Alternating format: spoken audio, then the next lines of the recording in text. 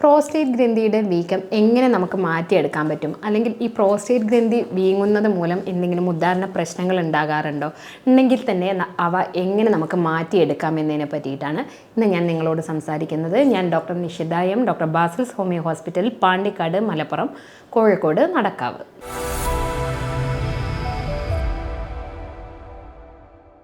Benign prostatic hypertrophy എന്ന് പറയുന്ന condition ഇന്ന് ഒരുപാട് പുരുഷന്മാരിൽ കാണുന്ന ഒരു ബുദ്ധിമുട്ടാണ്.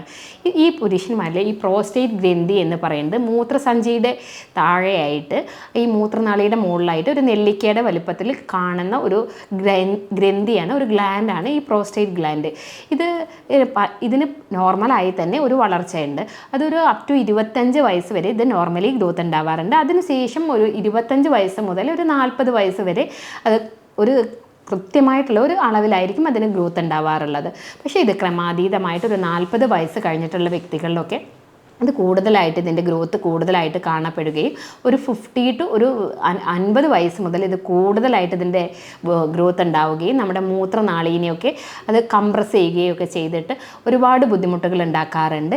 ഇത്തരത്തിൽ ഉണ്ടാകുന്ന ഈ ബിനൈൻ പ്രോസ്റ്റേറ്റിക് ഹൈപ്പർട്രോഫി എന്ന് പറയുന്ന ഈ കണ്ടീഷൻസ് വളരെ കോമൺ ആയിട്ടെന്ന് കാണുന്ന ഒന്നാണ്.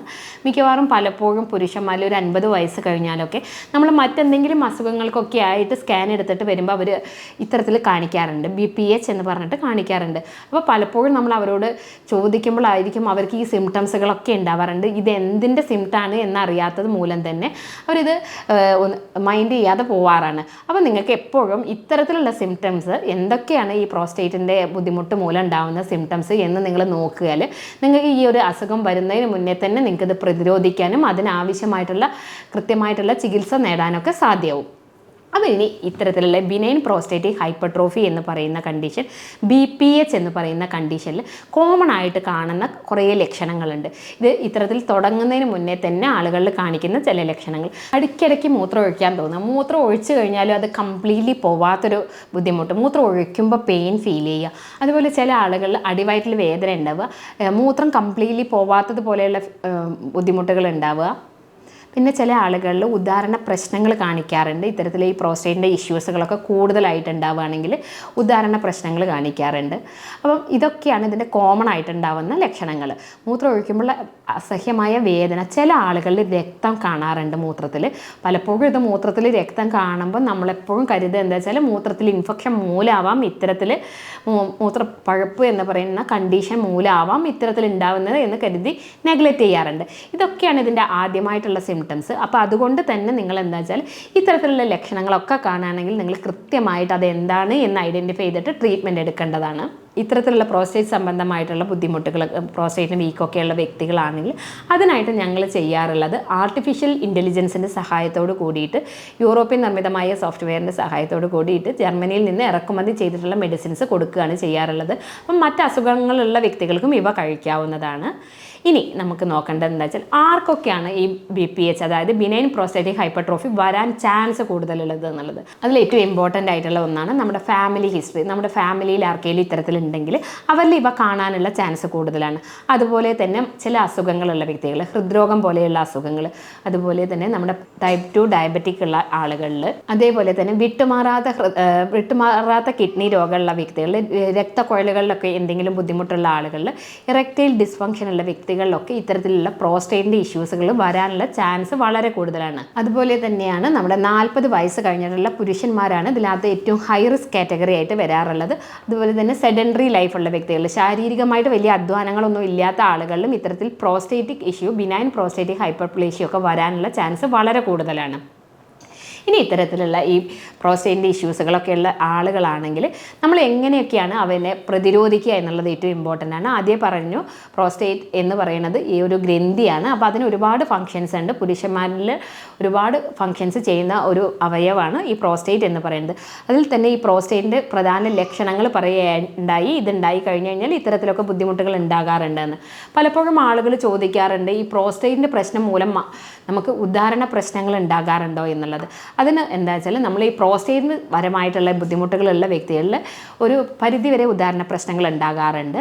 അതുപോലെ തന്നെ അതിന് ചില പ്രോസ്റ്റേറ്റിൻ്റെ ഈ ബുദ്ധിമുട്ടുകൾക്ക് കഴിക്കുന്ന ചില മെഡിസിൻസുകൾ മൂലവും ഉദാഹരണ പ്രശ്നങ്ങൾ കാണിക്കാറുണ്ട്.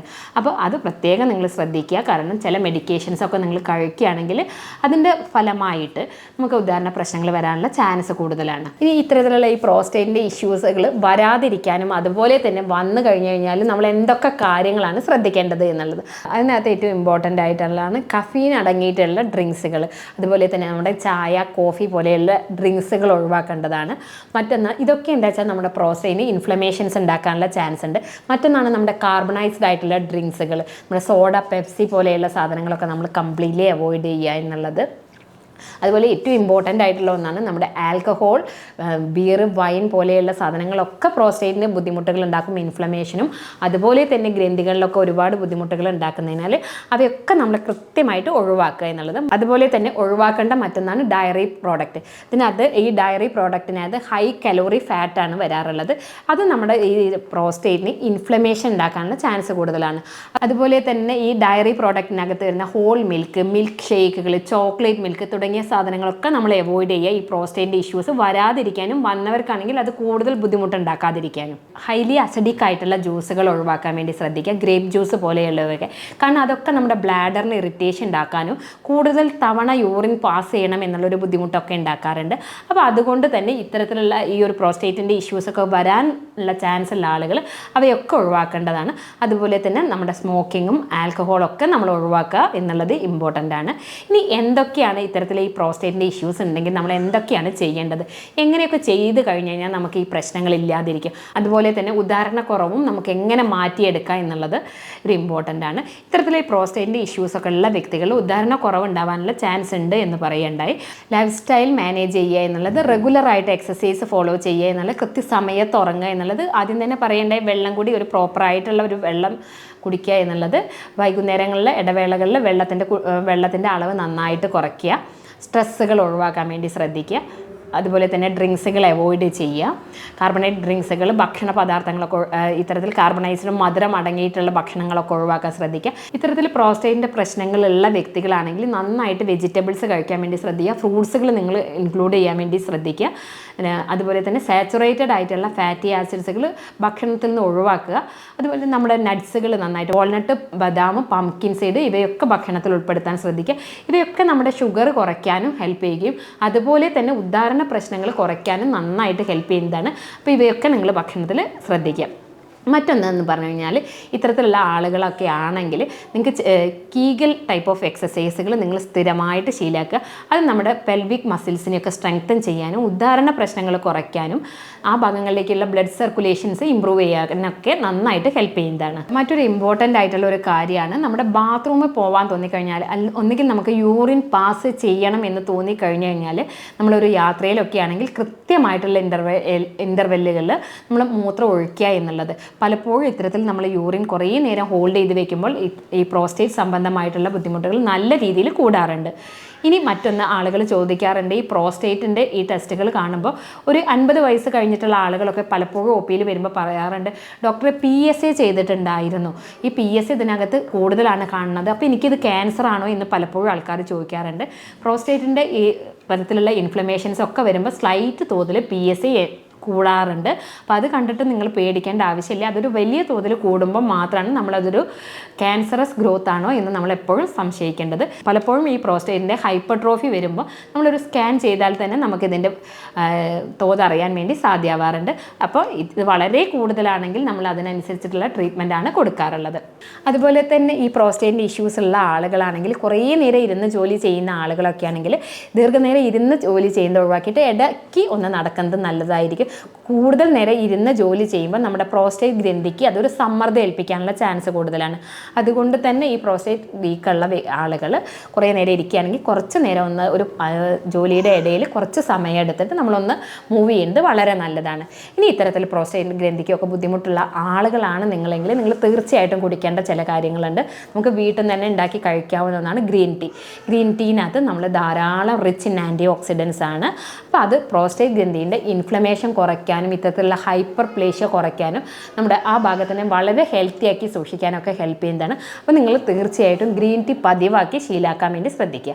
മറ്റൊന്നാണ് നമ്മുടെ ടൊമാറ്റോ ജ്യൂസ്, തക്കാളിയുടെ ജ്യൂസ്. നമുക്കറിയാം ഈ തക്കാളിക്കകത്ത് ധാരാളം ലൈക്കോപ്പിൻ അടങ്ങിയിട്ടുണ്ട്. ഈ ലൈക്കോപ്പിൻ നമ്മുടെ പ്രോസ്റ്റേറ്റ് ഗ്രന്ഥിൻ്റെ വീക്കം കുറയ്ക്കാനും ഇത് ഈ പ്രോസ്റ്റേറ്റിൻ്റെ ഈ എൻലാർജ്മെൻറ്റ് പ്രിവെൻറ്റ് ചെയ്യാനൊക്കെ ഹെൽപ്പ് ചെയ്യും. അപ്പോൾ ഇത്തരത്തിൽ എന്തെങ്കിലുമൊക്കെ ബുദ്ധിമുട്ടുകൾ തോന്നുകയാണെങ്കിൽ നിങ്ങൾക്ക് നേരത്തെ തന്നെ ഇവയൊക്കെ ഭക്ഷണത്തിൽ ഉൾപ്പെടുത്താൻ വേണ്ടി ശ്രദ്ധിക്കുക.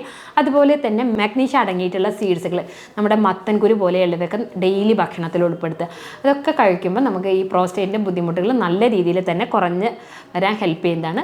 നമ്മുടെ ശരീരം എപ്പോഴും ഹൈഡ്രേറ്റഡ് ആയിരിക്കാൻ വേണ്ടി ശ്രദ്ധിക്കുക. അതുപോലെ തന്നെ യൂറിൻ പിടിച്ച് വെക്കാതിരിക്കാനും നിങ്ങൾ പ്രത്യേകം ശ്രദ്ധിക്കുക. ഈ കാര്യങ്ങളൊക്കെ ശ്രദ്ധിച്ചാൽ തന്നെ നിങ്ങൾക്ക് ഇതിനുള്ള ബുദ്ധിമുട്ടുകൾ വളരെ നല്ല രീതിയിൽ തന്നെ കുറഞ്ഞു വരുന്നതാണ്.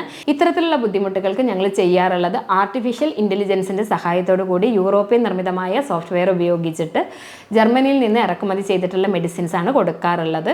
അതുമൂലം തന്നെ മറ്റൊരു സൈഡ് എഫക്ട്സുകളൊന്നുമില്ല. ഇത്തരത്തിൽ പ്രോസ്റ്റേറ്റ് സംബന്ധമായിട്ടുള്ള ബുദ്ധിമുട്ടുകൾ ഉണ്ടെങ്കിൽ നിങ്ങൾക്ക് എന്നെ ബന്ധപ്പെടാവുന്നതാണ്. ഞാൻ doctor Nishitha M, doctor Basil's homeo hospital, Pandikkad, Malappuram, Kozhikode, Nadakkavu.